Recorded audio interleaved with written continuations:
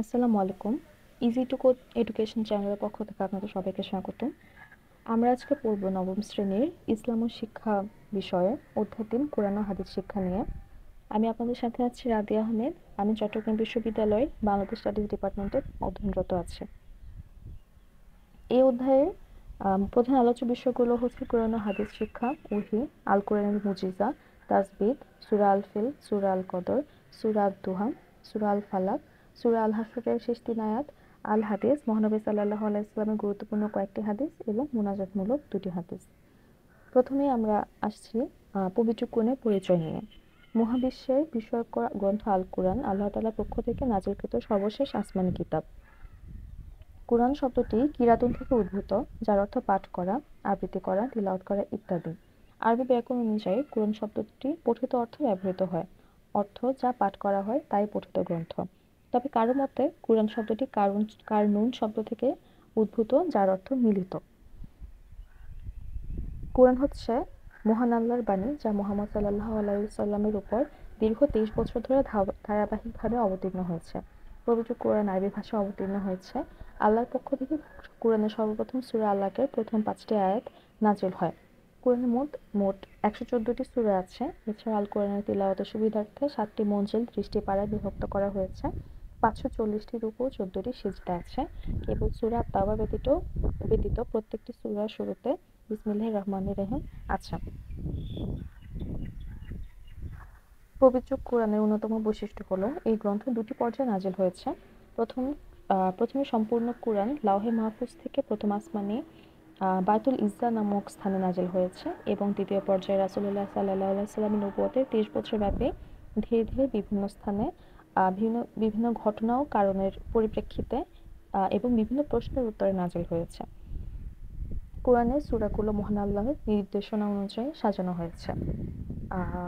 কোরআনের মোট আয়াত হচ্ছে ৬,২৩৬টি, মতান্তরে ৬,৬৬৬টি। যখন ওহী অবতীর্ণ হতো তখন রাসূলুল্লাহ সাল্লাল্লাহু আলাইহি সাল্লাম জিবরাইল আলাইহিস সালামের সঙ্গে সঙ্গে তা বারবার পড়তে থাকতেন যাতে মুখস্থ হয়ে যায়। অর্থাৎ যে সময় কোরআন নাযিল হয়েছিল সেই সময় কোরআনকে লিখিত আকারে সংরক্ষণ করার কোনো উপায় ছিল না। তাই সাহাবীরা মহানবী সাল্লাল্লাহু আলাইহি সাল্লাম নিজে কোরআনের আয়াতগুলো মুখস্থ করে ফেলতেন এবং পরবর্তীতে তা বিভিন্ন মাধ্যমে প্রচার করতেন, যাতে কোরআনের আয়াতগুলো মানুষের মুখে মুখে মানুষের মস্তিষ্কে সংরক্ষিত হতে পারে। এখন আমরা পড়ব ওহী নিয়ে। ওহী আরবি শব্দ, এর অর্থ হলো গোপন করা, গোপনে কোনো কিছু জানিয়ে দেওয়া। এছাড়া শব্দটি ইঙ্গিত করা, শেখা এবং গোপন অর্থে ব্যবহৃত হয়। ইসলামের শরীয়তের পরিভাষায় আল্লাহ তাআলা রাসূলদের উপর অবতারিত বাণীকে ওহী বলা হয়। ওহী 2 প্রকার। প্রথমটি হলো ওহী মাতলু বা আল কোরআন। মাতলু শব্দের অর্থ পঠিত, যা পাঠ করা হয়। যে ওহীর ভাব, ভাষা, অর্থ, বিন্যাস সকল কিছু মহান আল্লাহর এবং মহানবী সাল্লাল্লাহু আলাইহি সাল্লাম তা হুবহু ভাষায় আল্লাহ প্রকাশ করেছেন, তাকে ওহী মাতলু বলে। অর্থাৎ কুরআন মাজিদ হলো ওহী মাতলু, কারণ এটি সবসময় পঠিত হয়। আমরা সালাতে কিংবা আমাদের দৈনন্দিন জীবনে প্রায় কোরআন পাঠ করে থাকি, তাই আল কোরআন হলো ওহী মাতলু।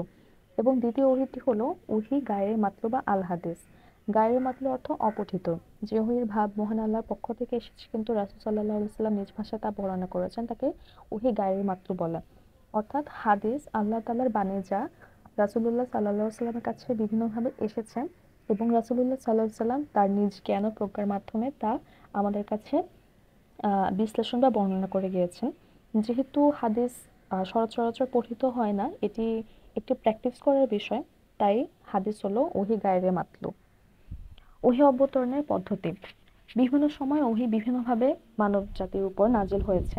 এই পদ্ধতিগুলোর মধ্যে আছে ঘণ্টাধ্বনির ন্যায়, যা রাসূলুল্লাহ সাল্লাল্লাহু আলাইহি ওয়াসাল্লামের উপর অধিকাংশ সময় এই পদ্ধতিতে নাজিল হতো। এবং দ্বিতীয় পদ্ধতি হচ্ছে মানুষের আকৃতিতে ফেরেশতার আগমন। জিবরাইল আলাইহিস সালামের কখনো কখনো মানুষের আকৃতিতে তিনি ওহী নিয়ে আসতেন।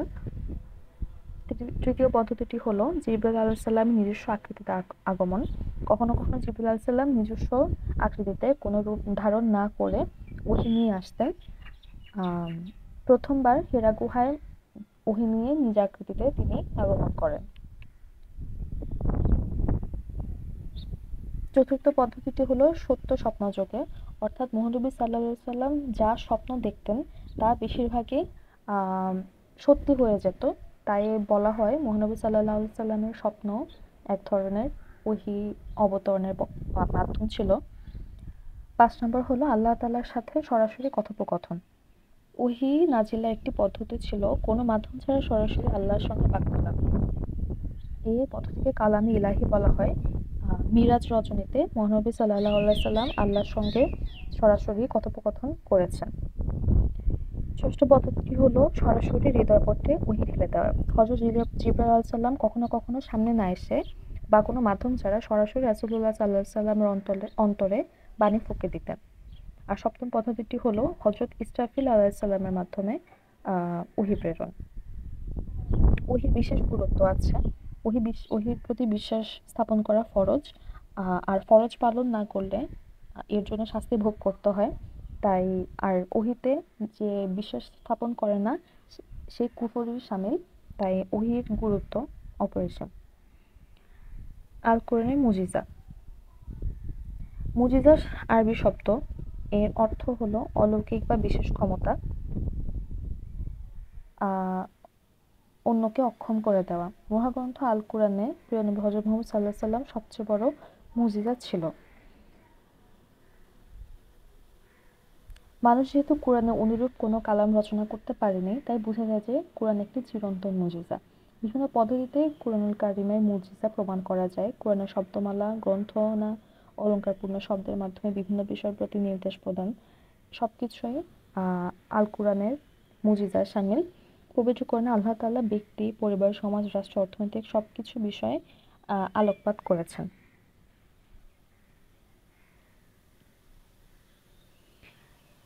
হাজার হাজার বছর ধরে জ্ঞান বিজ্ঞানের উৎস হিসেবে আল কুরআন একটি সর্বশ্রেষ্ঠ নিদর্শন। বিভিন্নভাবে আল কুরআন যে জ্ঞান বিজ্ঞানের উৎস তা প্রমাণ করা যায়।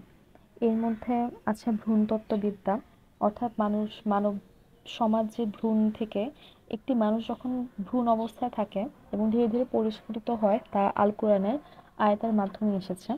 মানুষের সৃষ্টির রহস্য সূরা আত-তারিকে বলা হয়ে থাকে বলা হয়েছে, আমরা প্রাণবান সবকিছু সৃষ্টি করেছি পানি থেকে, তবুও কি তারা বিশ্বাস স্থাপন করবে না? সূরা আম্বিয়া আয়াত ৩০। বিজ্ঞানের উৎস অনুমিতি। বিজ্ঞানের উৎস অনুমিতি যা যে কোনো সময় ভুল প্রমাণিত হতে পারে। যেমন বিজ্ঞানীরা বলেন, সায়েন্স গিভস আস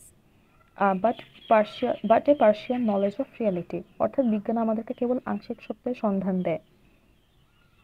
কিন্তু আল্লাহ তাআলা বলেছেন, সম্মুখ বা পিছন থেকে এর মধ্যে মিথ্যার কোনো প্রবেশাধিকার নেই।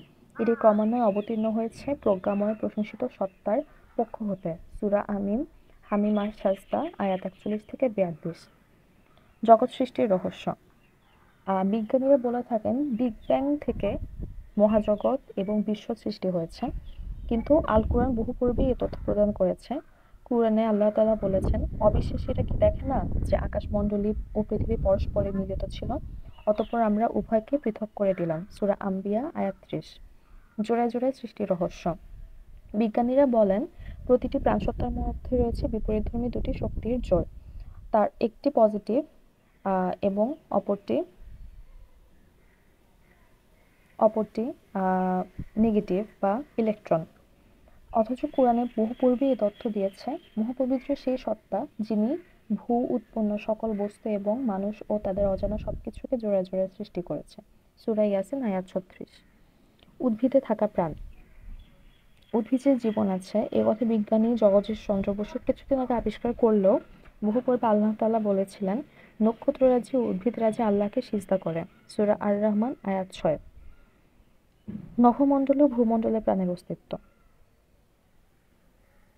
আল্লাহ তাআলা বলেছেন, অতঃপর তিনি আকাশের দিকে মনোনিবেশ করেন যা ছিল ধূম্র বিশেষ।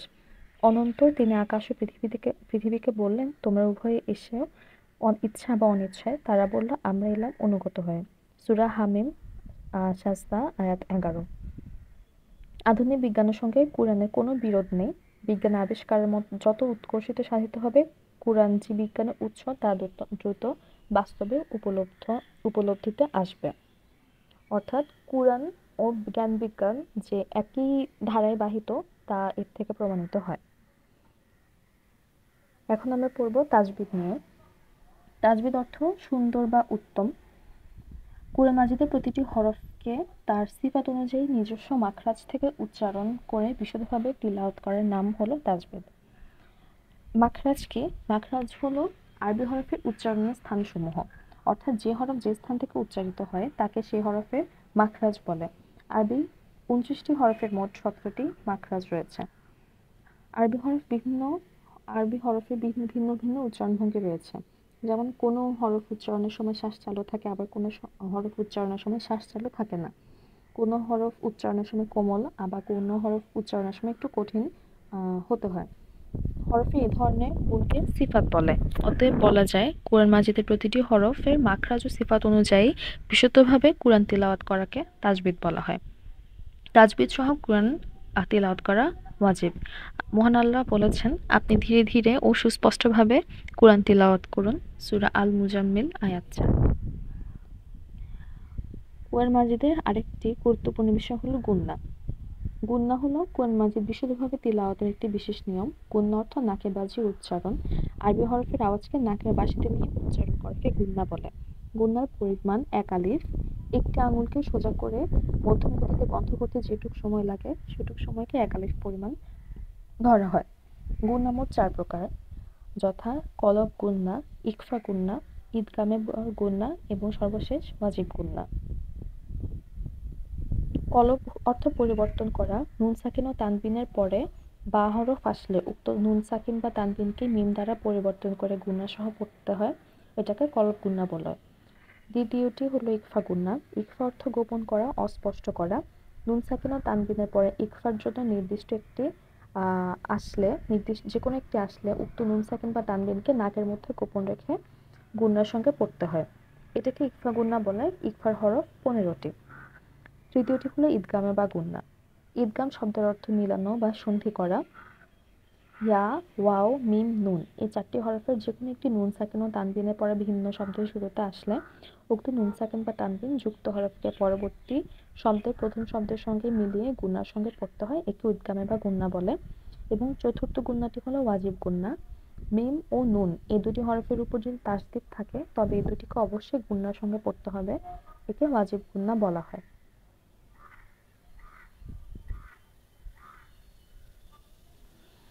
আল্লাহ শব্দের লাম উচ্চারণের সঠিক নিয়মটি হলো, এর দুটি উচ্চারণ করার পদ্ধতি আছে। প্রথমটি হলো আল্লাহ শব্দের লাম হরফের পূর্বে জবর, জের বা পেশ থাকলে উক্ত লাম হরফকে পড়ে করে অর্থাৎ মোটা স্বরে পড়তে হবে।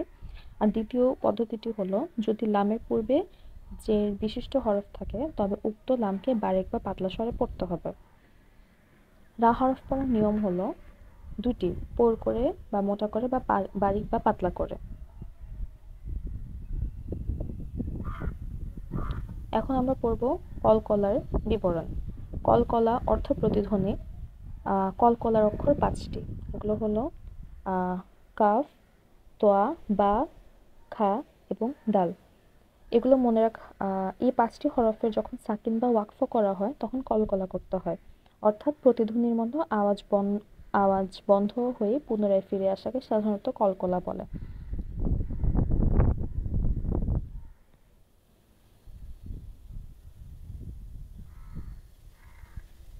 শব্দের মধ্যভাগে কলকলার হরফ সাকিন হলে সামান্য কলকলা করতে হয় এবং কিছুটা জবরের মতো করে পড়তে হয়।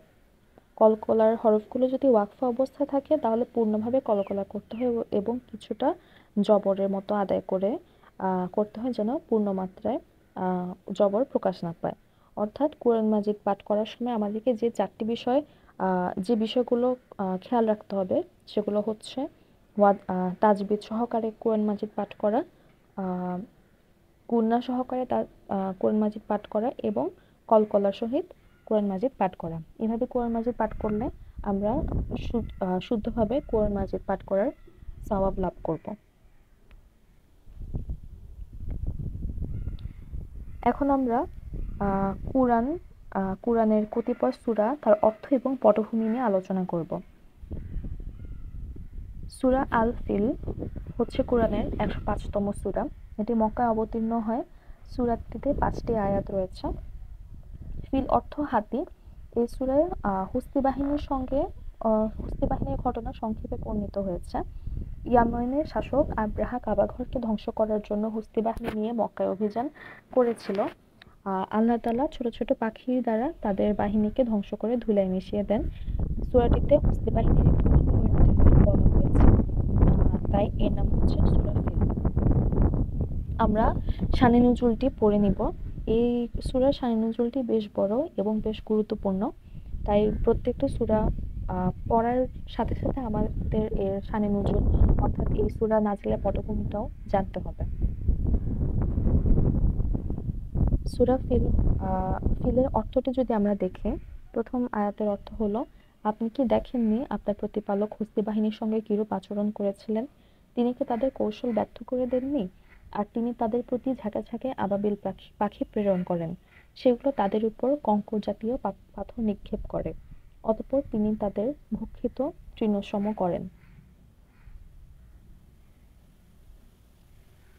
আমরা যদি সূরা ফিলের ব্যাখ্যা বিশ্লেষণ করি, এই সূরায় ইয়ামেনের বাদশা আব্রাহা কর্তৃক কাবা ঘরকে ধ্বংসের ব্যর্থ চেষ্টা নস্যাৎ করার ঐতিহাসিক ঘটনাটি বর্ণিত হয়েছে। এটি মহান আল্লাহর কুদরত ও হিকমতের অপূর্ব নিদর্শন। মহানবী সাল্লাল্লাহু আলাইহি ওয়াসাল্লামের জন্মের 50 দিনের পূর্বে ঘটনাটি ঘটে। আব্রাহা অনেক ধন সম্পদ ও সৈন্য সামন্তের মালিক ছিল, তার বিশাল হস্তি বাহিনী ছিল, কিন্তু মহান আল্লাহর কুদরত ও ক্ষমতার তুলনায় এসব সম্পদ ও সৈন্য সামন্ত অতি তুচ্ছ ও নগণ্য। আল্লাহ তাআলা মহাপরাক্রমশালী ও সর্বক্ষমতার মালিক। তিনি যা ইচ্ছা তাই করতে পারেন, যাকে ইচ্ছা তিনি চরমভাবে লাঞ্ছিত ও অপমানিত করতে পারেন। আব্রাহা ক্ষমতার দম্ভ দেখিয়েছিল, গর্ব অহংকার বশত মহান আল্লাহর সঙ্গে শত্রুতা করেছিল। মহান আল্লাহ তাকে ক্ষুদ্র ক্ষুদ্র পাখির মাধ্যমে ধ্বংস করে দেবেন। ইয়ামিনের বাদশা আব্রাহা তার সৈন্য ও হস্তি বাহিনী সহ ক্ষণিকের মধ্যে ধ্বংস করে দিয়ে মহান আল্লাহর প্রকৃষ্ট দৃষ্টান্ত স্থাপন করেন। ব্যক্তি, সমাজ, জাতি যেই ইসলামের ক্ষতির অপচেষ্টায় লিপ্ত হবে, দুনিয়ার কোনো শক্তি তাদেরকে আল্লাহ তাআলার আযাব থেকে রক্ষা করতে পারবে না। শুধু দুনিয়াতেই নয়, আখিরাতেও মহান আল্লাহর ভয়াবহ থেকে আযাব রেহাই পাবে না। অর্থাৎ সূরা ফিল থেকে আমরা আল্লাহ তাআলার গজবের সম্পর্কে একটি ধারণা পেয়ে থাকি। পরবর্তী সূরাটি হলো সূরা আল কদর। সূরা আল কদর পবিত্র কোরআনের অত্যন্ত তাৎপর্যপূর্ণ একটি সূরা। এটি পবিত্র মক্কায় অবতীর্ণ হয়। এটি কোরআনের ৯৭তম সূরা। এতে ৫টি আয়াত রয়েছে। এতে লাইলাতুল কদরের গুরুত্ব ফজিলত বর্ণিত হয়েছে। এ রাতের ইবাদত হাজার মাসের ইবাদতের চেয়েও উত্তম। এই সূরার প্রথম আয়াতে উল্লিখিত লাইলাতুল কদর শব্দ থেকে এর নামকরণ করা হয়েছে। কোরআনের আমরা যদি এই শানে নুজুলটি দেখি, কুরআন মাজিদের শ্রেষ্ঠত্ব, মাহাত্ম্য, গুরুত্ব বোঝানোই এই সূরা নাজিলের উদ্দেশ্য। ইবনে জারির রাহমাতুল্লাহি আলাইহি তাআলা এই সূরার শানে নুজুলের ব্যাপারে একটি হাদিস উল্লেখ করেছেন, যিনি করেছেন যে বনী ইসরাইলের এক ব্যক্তি সারা রাত ইবাদতে নিয়োজিত থাকতেন, আর সকল হলেই আল্লাহর রাস্তায় জিহাদের জন্য বের হয়ে যেতেন এবং সারাদিন জিহাদে লিপ্ত থাকতেন। তিনি এভাবে 1000 মাস আল্লাহর ইবাদতে কাটিয়ে দিয়েছেন। তখন সাহাবীগণ বিস্মিত হয়ে ভাবলেন, আমাদের হায়াত খুবই সংক্ষিপ্ত, অথচ পূর্ববর্তী উম্মতগণ দীর্ঘদিন জীবিত থাকতেন, বেশি বেশি ইবাদত করার সুযোগ পেতেন, ফলে আমরা কখনোই ইবাদতের সওয়াবের ক্ষেত্রে তাদের সমান হতে পারবো না। সাহাবীগণদের এমন আফসোসের পরিপ্রেক্ষিতে মহান আল্লাহ তাআলা সূরা কদর নাজিল করেন এবং এই উম্মতের শ্রেষ্ঠত্ব ঘোষণা করেন। সাহাবীগণ বনী ইসরাইলের উম্মতের ইবাদত বন্দেগীর কথা শুনে স্তম্ভিত হয়েছিলেন। আল্লাহ তাআলা এর চেয়ে উত্তম বস্তু এই সূরার মাধ্যমে তাদের প্রেরণ করেন। আমরা যদি সূরা আল কদরের অনুবাদটি দেখি, তা হলো, নিশ্চয়ই আমি এটি আল কোরআন অবতীর্ণ করেছি মহিমান্বিত রাতে। আর আপনারা কি জানেন এই মহিমান্বিত রাত কি? মহিমান্বিত রাত হাজার মাস অপেক্ষা উত্তম। সে রাতে প্রত্যেক কাজের জন্য ফেরেশতাগণ ও রূহ জিবরাইল ফেরেশতা তাদের প্রতিপালকের অনুমতিক্রমে অবতীর্ণ হয়। সেই রাতে উদয় হওয়া পর্যন্ত শান্তি শান্তি বিরাজ করে। অর্থাৎ এর ব্যাখ্যা হলো, এই সূরায় কোরআন মাজিদ নাজিলের কথা এবং সেই রাতের মাহাত্ম্যের কথা বর্ণনা করা হয়েছে। কোরআন নাজিল করা হয়েছিল লাইলাতুল কদরের রাতে। লাইলাতুল কদরে কোরআন নাজিলের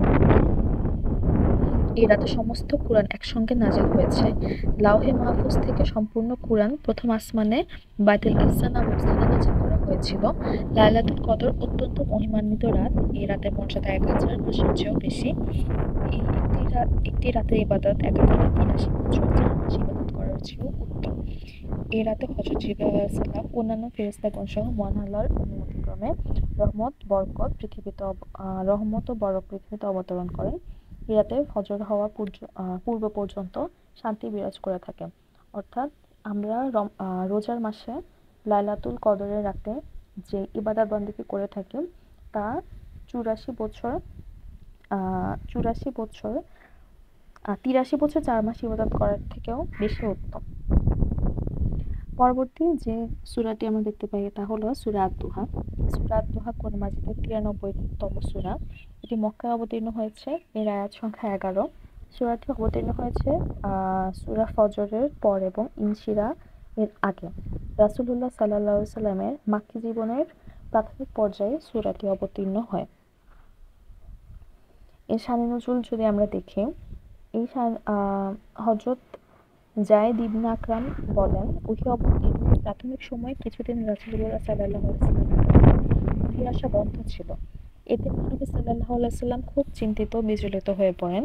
মক্কার কাফির এবং মুশরিকরা তখন বলতে শুরু করেন, মুহাম্মদ সাল্লাল্লাহু আলাইহি ওয়াসাল্লামের প্রভু তাকে পরিত্যাগ করেছেন, তার প্রতি তিনি অসন্তুষ্ট হয়েছেন। তখন আল্লাহ তাআলা সূরা আদ-দুহা অবতীর্ণ করেন। সহিহ বুখারী এবং সহিহ মুসলিমে আদ-দুহার আরেকটি শানে নজুল বর্ণিত হয়েছে। একবার রাসূলুল্লাহ সাল্লাল্লাহু আলাইহি ওয়াসাল্লামের কাছে কয়েকদিন জিবরাইল আলাইহিস সালাম ওহী নিয়ে আসেননি। তখন আবু লাহাবের স্ত্রী উম্মে জামিল এসে রাসূলুল্লাহ সাল্লাল্লাহু আলাইহি ওয়াসাল্লামকে বলেন, হে মুহাম্মদ, আমার মনে হয় তোমার সঙ্গে যে শয়তানটা থাকতো সে তোমাকে পরিত্যাগ করে চলে গেছে। 2 বা 3 রাত আমি তাকে তোমার কাছে আসতে দেখি না। আস্তাগফিরুল্লাহ। তখন আল্লাহ তাআলা এই সূরাটি নাযিল করেন। সূরাটির অনুবাদ যদি আমরা পড়ি, শপথ পূর্বাহ্নের, শপথ রাতের যখন তা নিঝুম হয়, আপনার প্রতিপালক আপনাকে পরিত্যাগ করেননি এবং আপনার প্রতি বিরূপও হননি। নিশ্চয়ই আপনার জন্য পরবর্তী সময়ে তো পূর্ববর্তী সময় অপেক্ষা শ্রেয়। আর অচিরেই আপনার প্রতিপালক আপনাকে অনুগ্রহ দান করবেন আর আপনি সন্তুষ্ট হবেন। আপনি কি ইয়াতিন অবস্থায় পাননি? এরপর তিনি আশ্রয় দিয়েছেন এবং তিনি আপনাকে পেয়েছেন পথ সম্পর্কে অনবহিত, তারপর তিনি পথের নির্দেশ দিয়েছেন। এরপর তিনি আপনাকে পেয়েছেন নিজস্ব অবস্থায়, এর পর তিনি অভাবমুক্ত করেন। অতএব আপনি ইয়াতীমদের প্রতি কঠোর হবেন না এবং কোনো প্রার্থীকে ধমক দিবেন না, আর আপনি আপনার প্রতিপালকের নিয়ামতের কথা প্রকাশ করুন। সূরা আদ-দুহার ব্যাখ্যাতে আমরা পাই, আল্লাহ তাআলা নবী রাসূলগণের প্রতি তাদের জন্মলগ্ন থেকে তাদেরকে অনেক করুণা দান করেছেন। এই সূরায় মহান আল্লাহ তাআলা আমাদের প্রিয় নবী হযরত মুহাম্মদ সাল্লাল্লাহু আলাইহি ওয়াসাল্লামের প্রতি প্রদত্ত বিভিন্ন অনুগ্রহের বিবরণ দিয়েছেন। মহানবী সাল্লাল্লাহু আলাইহি ওয়াসাল্লাম ইয়াতীম ছিলেন। জন্মের পূর্বেই বাবা ইন্তেকাল করেন এবং মা মারা যান 6 বছর বয়সে। তাকে লালন পালন করার মতো কেউ ছিল না। মহান আল্লাহ তাআলা তাকে লালন পালন করার ব্যবস্থা করে দেন। প্রথমে দাদার কাছে, পরে চাচার কাছে তিনি অগাধ ভালোবাসার মাধ্যমে বড় হন। তারা তাকে নিজেদের সন্তানের চেয়েও বেশি আদর যত্ন দিয়ে লালন পালন করেছেন। তিনি যখন সত্যের সন্ধানে হেরা গুহায় মগ্ন ছিলেন, আল্লাহ তাআলা তখন তাকে নবুয়ত দান করেন এবং সত্য ও সুন্দরের পথ নির্দেশনা প্রদান করেন।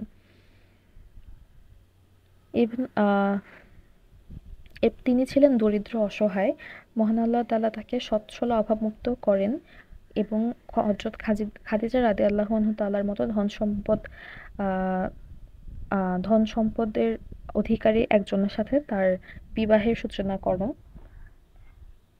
এভাবে বিভিন্নভাবে নবী সাল্লাল্লাহু আলাইহি ওয়াসাল্লামকে আল্লাহ তাআলা তার জীবনের প্রতিটি ক্ষেত্রে নিয়ামত দান করেছেন এবং তিনি যাতে মানুষের কথার দ্বারা প্রভাবিত না হয়ে আল্লাহ তাআলা নিয়ামতকে যেন অস্বীকার না করেন, তাই আল্লাহ তাআলা নবী সাল্লাল্লাহু আলাইহি ওয়াসাল্লামের উপর সূরা আদ-দুহা নাযিল করেছিলেন। পরবর্তী সূরাটি হলো সূরা আল-আলাক। সূরা আলাক আল কোরআনের 96তম সূরা। এটিও মক্কায় অবতীর্ণ হয়। এর আয়াত সংখ্যা 19। এই সূরার দ্বিতীয় আয়াতের শেষ শব্দ আলাক থেকে এর নামকরণ করা হয়েছে। এই শানে নুজুল হলো, নাজিলের প্রথম দিক দিয়ে এই সূরাটি দুই ভাগে বিভক্ত ছিল। রাসূলুল্লাহ সাল্লাল্লাহু আলাইহি ওয়াসাল্লামের 40 বছর বয়সে হেরা গুহায় এই সূরার প্রথম 5টি আয়াত সর্বপ্রথম নাজিল হয়। এটাই প্রথম ওহী। এর মাধ্যমে সর্বশ্রেষ্ঠ ও সর্বশেষ নবীর নবুয়তের প্রকাশ ঘটেছে। সূরার বাকি 14টি আয়াত আরও পরে যখন মহানবী সাল্লাল্লাহু আলাইহি ওয়াসাল্লাম কাবা শরীফে সালাত আদায় শুরু করেন এবং আবু জাহেল কর্তৃক বাধাপ্রাপ্ত হন তখন নাজিল হয়। আবু জাহেল একবার তার সঙ্গী সাথীদেরকে বলে, মুহাম্মদকে তোমাদের সামনে সালাত আদায় করে সিজদা দেয়? তারা বলল, হ্যাঁ। তখন সে বলল, লাত ও উজ্জার শপথ, আমি যদি তাকে সালাত আদায় করতে দেখি তবে তার কাছে উটে নাড়ি ভুড়ি ঝুলিয়ে দেব। সে একদিন দেখল মহানবী সাল্লাল্লাহু আলাইহি ওয়াসাল্লাম সালাত আদায় করছেন। সে অগ্রসর হলো কিন্তু পিছু হটে গেল এবং হাত দিয়ে আত্মরক্ষা করতে লাগলো। তখন তাকে বলা হলো, তোমার কি হলো? সে বলল, নিশ্চয় তার মাঝে আর আমার মাঝে একটি আগুনের পরীক্ষা দেখলাম, যা অত্যন্ত ভয়াবহ ও ডানা সমৃদ্ধ। এই প্রেক্ষাপটে শেষের আয়াতগুলো নাজিল হয়েছে। আমরা সূরা আলাকের অনুবাদটি দেখব। পাঠ করুন আল্লাহর প্রতিপালকের নামে, যিনি সৃষ্টি করেছেন মানুষকে আলাক হতে।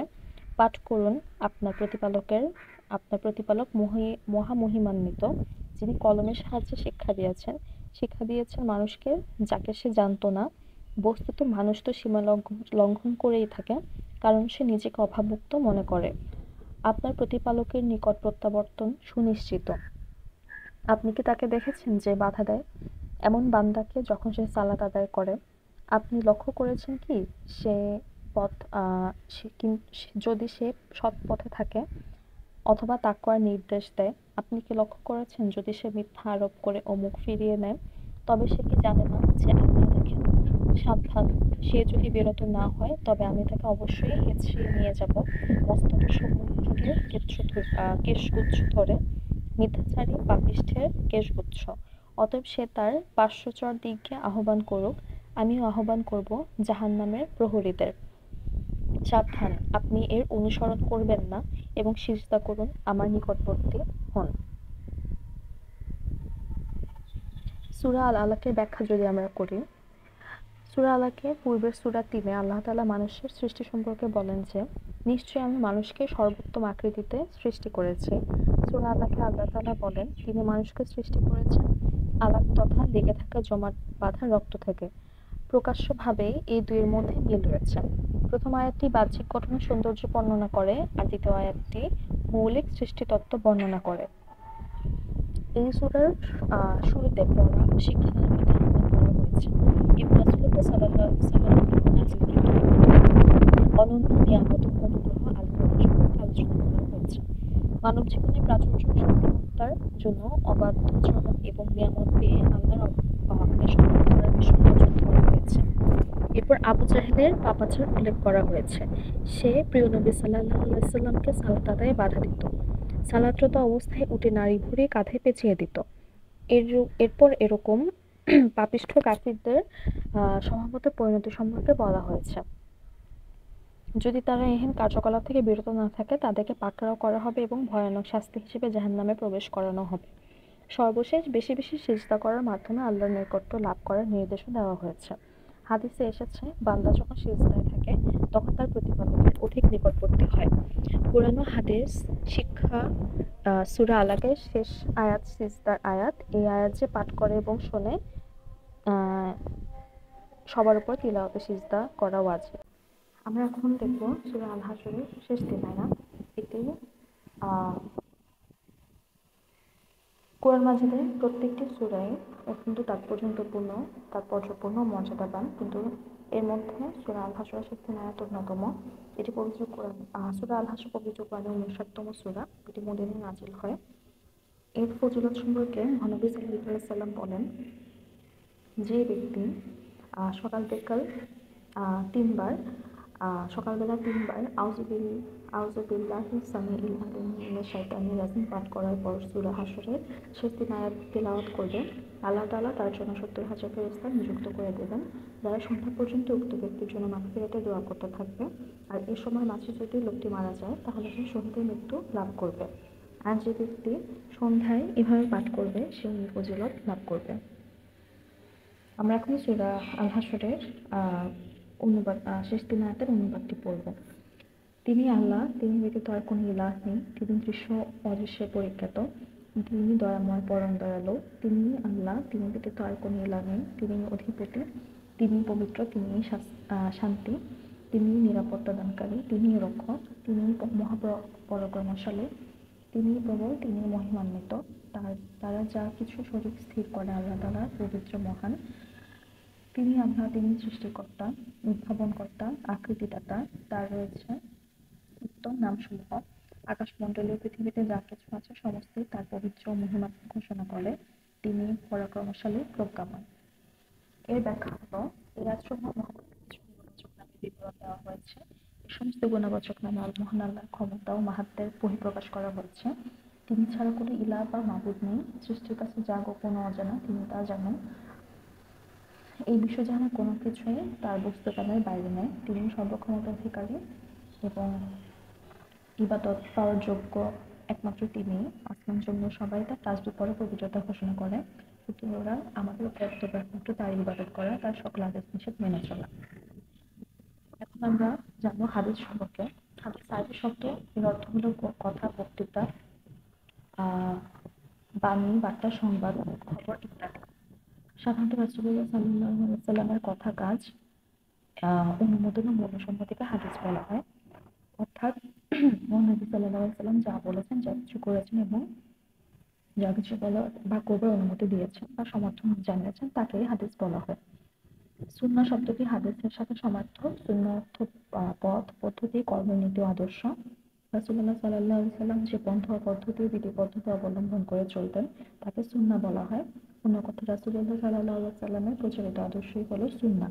কুরআন মাজিদ উত্তম আদর্শ বলতে এই সুন্নাহকে বোঝানো হয়েছে। আসার শব্দটি অর্থ চিহ্ন, নিদর্শন ও বস্তুর অংশ বিশিষ্ট বিশেষ। আসার শব্দটিও কখনো কখনো রাসূলুল্লাহ সাল্লাল্লাহু আলাইহি ওয়াসাল্লামের হাদিসকে নির্দেশ করে। কারো মতে সাহাবী ও তাবিঈগণের কথা ও কাজ সমর্থন ও অনুমোদনকেই আসার বলে।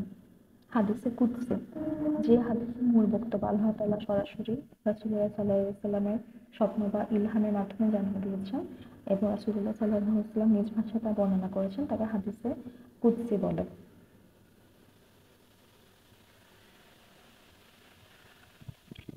মাতরুক হলো আর মাতরুকের আনুষ্ঠানিক অর্থ হলো পরিত্যক্ত বা পরিত্যাজ্য বা বাতিল। যে রাবী সকল মুহাদ্দিসের নিকট দুর্বল, তার বর্ণিত হাদিসকে মাতরুক বলে। অন্য কথায় যে হাদিস কোনো দুর্বল রাবী একা বর্ণনা করেছেন তাই মাতরুক বা পরিত্যক্ত। মাউযু বা জাল হাদিস। মাউযু শব্দের অর্থ মন গড়া, বানোয়াট, তৈরিকৃত মিথ্যা ঘটনা ইত্যাদি। মহানবী সাল্লাল্লাহু আলাইহি ওয়াসাল্লাম বানোয়াট ও রচনাকৃত কথাকে মাউযু বলে। অন্য কথায় যে হাদিসে রাবী জীবনে ইচ্ছাকৃতভাবে রাসূলুল্লাহ সাল্লাল্লাহু আলাইহি ওয়াসাল্লামের মিথ্যা কথা রচনা করেছেন তাকে হাদিসে মাউযু বা জাল হাদিস বলা হয়। মাউযু হাদিস বা জাল হাদিস প্রচার করা হারাম। হাদিসের গুরুত্ব। ইসলামী শরীয়তের দ্বিতীয় উৎস হলো হাদিস। কোরআন মাজিদ যেখানে ইসলাম জীবনের ব্যবস্থার মূলনীতি পেশ করে, হাদিস সেখানে মূলনীতির বিস্তারিত বিশ্লেষণ করে। রাসূলুল্লাহ সাল্লাল্লাহু আলাইহি ওয়াসাল্লামকে আল্লাহ তাআলা অনুসরণ করতে বলেছেন, কারণ রাসূলুল্লাহ সাল্লাল্লাহু আলাইহি ওয়াসাল্লাম কখনো নিজে মন গড়া কথা বলেননি। মহান আল্লাহ বলেন, এবং তিনি মন গড়ার কথা বলেন না, তা তো ওহী যা তার প্রতি প্রত্যাদেশ হয়। সূরা আন-নাজম আয়াত ৩ থেকে ৪। অর্থাৎ রাসূলুল্লাহ সাল্লাল্লাহু আলাইহি ওয়াসাল্লাম সকল তার প্রতি আসা সকল নির্দেশনা, নিয়ম কানুন বিস্তারিতভাবে হাদিসের মাধ্যমে বর্ণনা করেছেন। এ কারণে কুরআনের মধ্যে হাদিসের গুরুত্ব জীবনে অপরিসীম। আল্লাহ তাআলা বলেন, রাসূল তোমাদের যা দেন তা তোমরা গ্রহণ করো এবং যা হতে তোমাদের নিষেধ করেন তা থেকে বিরত থাকো। অর্থাৎ আল্লাহ তাআলা আমাদেরকে সরাসরি মহানবী সাল্লাল্লাহু আলাইহি ওয়াসাল্লামের আদেশ নির্দেশনা অনুসরণ করতে বলেছেন। তাই হাদিসের গুরুত্ব আল কোরআনের চেয়ে কোনো অংশেই কম নয়।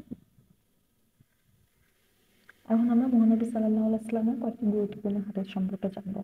প্রথম হাদিসটি হলো সন্তানকে সালাতের নির্দেশ সম্পর্কিত হাদিস। এই হাদিসটি হলো, তোমরা তোমাদের সন্তানদের সালাতের জন্য নির্দেশ দাও যখন তারা 7 বছরে পৌঁছায়।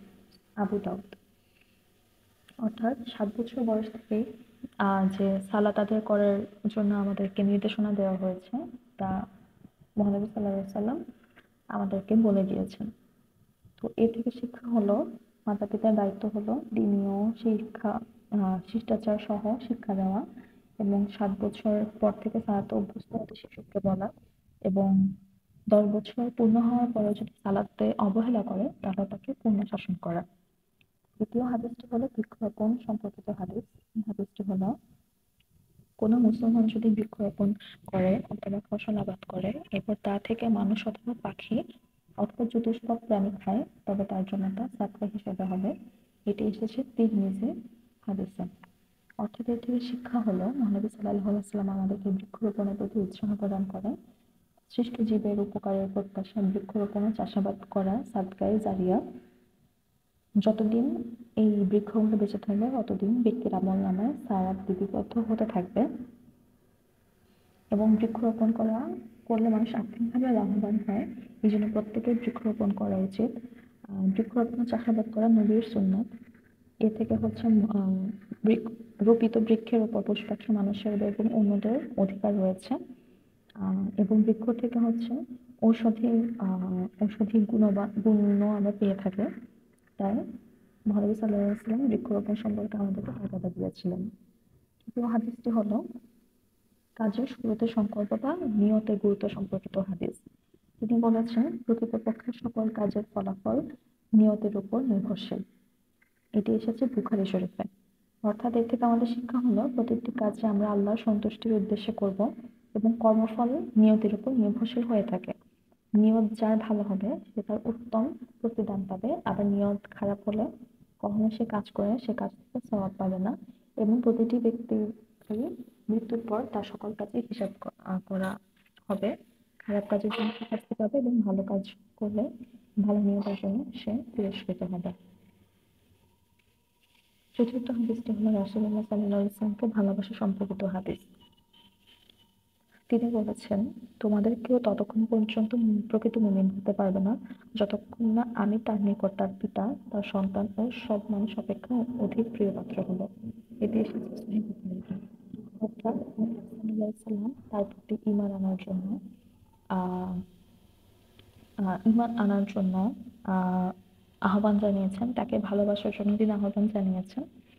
কারণ রাসূলুল্লাহ সাল্লাল্লাহু আলাইহি ওয়াসাল্লামকে ভালোবাসা প্রতিষ্ঠা করা ছাড়া আমরা কখনোই আল্লাহর প্রতি আমাদের ভালোবাসা প্রদর্শন করতে পারবো না। তাই তিনি রাসূলুল্লাহ সাল্লাল্লাহু আলাইহি ওয়াসাল্লাম নিজেকে আমাদের ভালোবাসার দাবিদার করেছেন।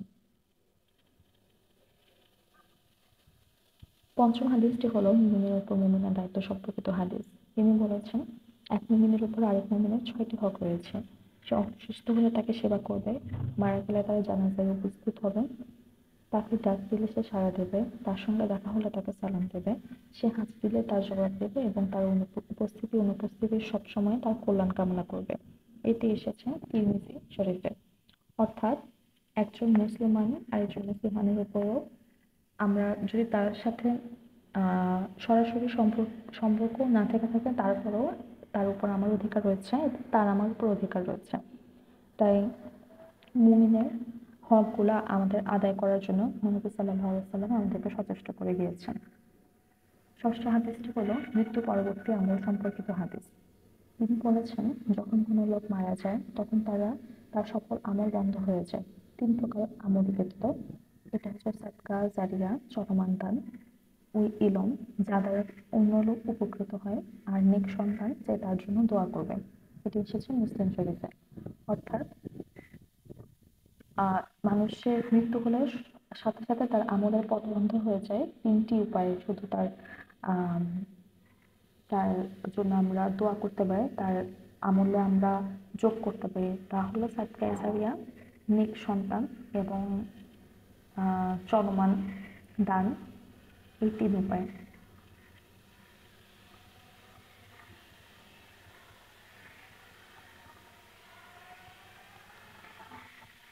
সর্বশেষ আমরা মুনাজাতমূলক 2টি হাদিস সম্পর্কে জানব।